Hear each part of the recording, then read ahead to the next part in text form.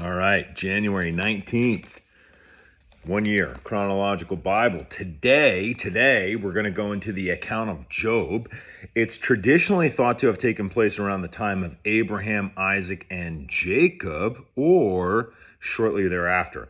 However, it could have occurred as late as the exile during the 6th century BC. But we should compare that with Genesis 10:23, Jeremiah 25:20, and Lamentations 4:21. So today, Job, chapter 1, verse 1. There was a man in the land of Uz, whose name was Job, and that man was blameless and upright, and one who feared God and shunned evil. And 7 sons and 3 daughters were born to him. Also, his possessions were 7,000 sheep, 3,000 camels, 500 yoke of oxen, 500 female donkeys, and a very large household, so that this man was the greatest of all the people of the East. And his sons would go and feast in their houses, each on his appointed day, and would send and invite their 3 sisters to eat and drink with them. So it was, when the days of feasting had run their course, that Job would send and sanctify them. He would rise early in the morning and offer burnt offerings according to the number of them all. For Job said, "It may be that my sons have sinned and cursed gods in their heart." Thus Job did regularly. Now there was a day when the sons of God came to present themselves before the Lord, and Satan also came among them. And the Lord said to Satan, "From where do you come?" So Satan answered the Lord and said, "From going to and from on the earth, and from walking back and forth on it." Then the Lord said to Satan, "Have you considered my servant Job, that there is none like him on the earth, a blameless and upright man, one who fears God and shuns evil?" So Satan answered the Lord and said, "Does Job fear God for nothing? Have you not made a hedge around him, around his household, and around all that he has on every side? You have blessed the work on his hands, and his possessions have increased in this land. But now stretch out your hand and touch all that he has, and he will surely curse you to your face."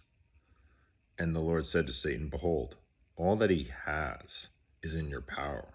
Only do not lay a hand on his person." So Satan went out from the presence of the Lord. Now there was a day when his sons and daughters were eating and drinking wine in their oldest brother's house. And a messenger came to Job and said, "The oxen were plowing and the donkeys feeding beside them, when the Sabeans raided them and took them away. Indeed, they have killed the servants with the edge of the sword, and I alone have escaped to tell you." While he was still speaking, another also came in and said, "The fire of God fell from heaven and burned up the sheep and the servants and consumed them, and I alone have escaped to tell you." While he was still speaking, another also came and said, "The Chaldeans formed 3 bands, raided the camels and took them away, yes, and killed the servants with the edge of the sword, and I alone have escaped to tell you." While he was still speaking, another also came and said, "Your sons and daughters were eating and drinking wine in their oldest brother's house, and suddenly a great wind came from across the wilderness and struck the 4 corners of the house, and it fell on the young people, and they are dead. And I alone have escaped to tell you." Then Job arose, tore his robe, shaved his head, and fell to the ground and worshipped. And he said, "Naked I came from my mother's womb, and naked I shall return there. The Lord gave, and the Lord has taken away. Blessed be the name of the Lord." In all this, Job did not sin, nor charge God with wrong. Again, there was a day when the sons of God came to present themselves before the Lord, and Satan came along also among them to present himself before the Lord. And the Lord said to Satan, "Where do you come from? From where do you come?" Satan answered the Lord and said, "From going to and fro on the earth, and from walking back and forth on it." Then the Lord said to Satan, "Have you considered my servant Job, that there is none like him on the earth, a blameless and upright man, one who fears God and shuns evil? And still he holds fast to his integrity, although you incited me against him to destroy him without cause." So Satan answered the Lord and said, "Skin for skin. Yes, all that a man has, he will give for his life.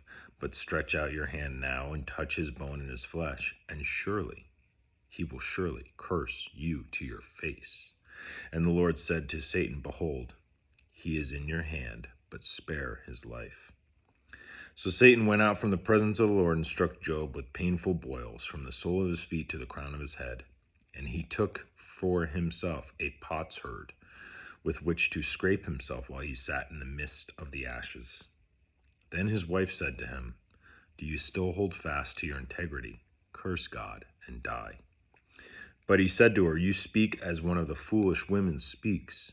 Shall we indeed accept good from God, and shall we not accept adversity?"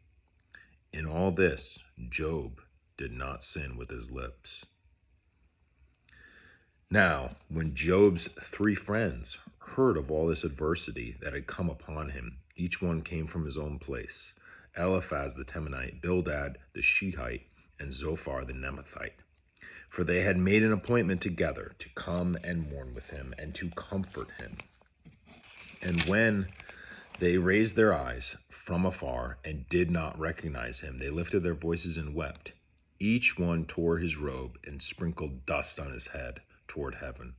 So they sat down with him on the ground 7 days and 7 nights, and no one spoke a word to him, for they saw that his grief was very great. After this, Job opened his mouth and cursed the day of his birth. And Job spoke and said, now remember, this is after 7 days and 7 nights. So Job 3, verse 3, Job opens his mouth. "May the day perish on which I was born, and the night in which it was said, a male child is conceived. May that day be darkness. May God above not seek it, nor the light shine upon it. May darkness and the shadow of death claim it. May a cloud settle on it. May the blackness of the day terrify it. As for that night, may darkness seize it. May it not rejoice among the days of the year. May it not come into the number of the months. Oh, may that night be barren. May no joyful shout come into it. May those curse it who curse the day, those who are ready to arouse Leviathan. May the stars of its morning be dark. May it look for light, but have none, and not see the dawning of the day. Because it did not shut up the doors of my mother's womb, nor hide sorrows from my eyes. Why did I not die at birth? Why did I not perish when I came from the womb? Why did the knees receive me? Or why the breast should I nurse? For now I would have lain still and been quiet. I would have been asleep, that I would have been at rest, with kings and counselors of the earth, who built ruins for themselves, or with princes who had gold, who filled their houses with silver. Or why was I not hidden like a stillborn child, like infants who never saw light? There the wicked cease from troubling, and there the weary are at rest. There the prisoners rest together. They do not hear the voice of the oppressor. The small and the great are there, and the servant is free from his master. Why is light given to him who is in misery, and life to the bitter of soul, who long for death, but it does not come, and search for it more than hidden treasures, who rejoice exceedingly and are glad when they find the grave?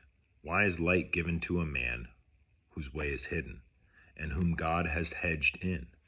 For my sighing comes before I eat, and my groanings pour out like water. For the thing I greatly fear has come upon me, and what I dreaded has happened to me. I am not at ease, nor am I quiet. I have no rest, for trouble comes. Eliphaz's first response to Job, Job 4. Then Eliphaz the Temanite answered and said, "If one attempts a word with you, will you become weary? But who can withhold himself from speaking? Surely you have instructed many, and you have strengthened weak hands. Your words have upheld him who was stumbling, and you have strengthened the feeble knees. But now it comes upon you, and you are weary. It touches you, and you are troubled. Is not your reverence your confidence, and the integrity of your ways your hope? Remember now Who ever perished being innocent? Or where were the upright ever cut off? Even as I have seen, those who plow iniquity and sow trouble reap the same. By the blast of God they perish, and by the breath of his anger they are consumed. The roaring of the lion, the voice of the fierce lion, and the teeth of the young lions are broken. The old lion perishes for lack of prey, and the cub of the lioness are scattered. Now a word was secretly brought to me, and my ear received a whisper of it, in disquieting thoughts from the vision of the night, when deep sleep falls on men. Fear came upon me in trembling, which made all my bones shake. Then a spirit passed before my face. The hair on my body stood up. It stood still, but I could not discern its appearance. A form was before my eyes. There was silence. Then I heard a voice saying, "Can a mortal be more righteous than God? Can a man be more pure than his maker? If he puts to trust in his servants, if he charges his angels with error, how much more those who dwell in the houses of clay, whose foundation is in the dust, who are crushed before a moth. They are broken in pieces from morning till evening. They perish forever with no one regarding. Does not their own excellence go away? They die, even without wisdom." Love you guys.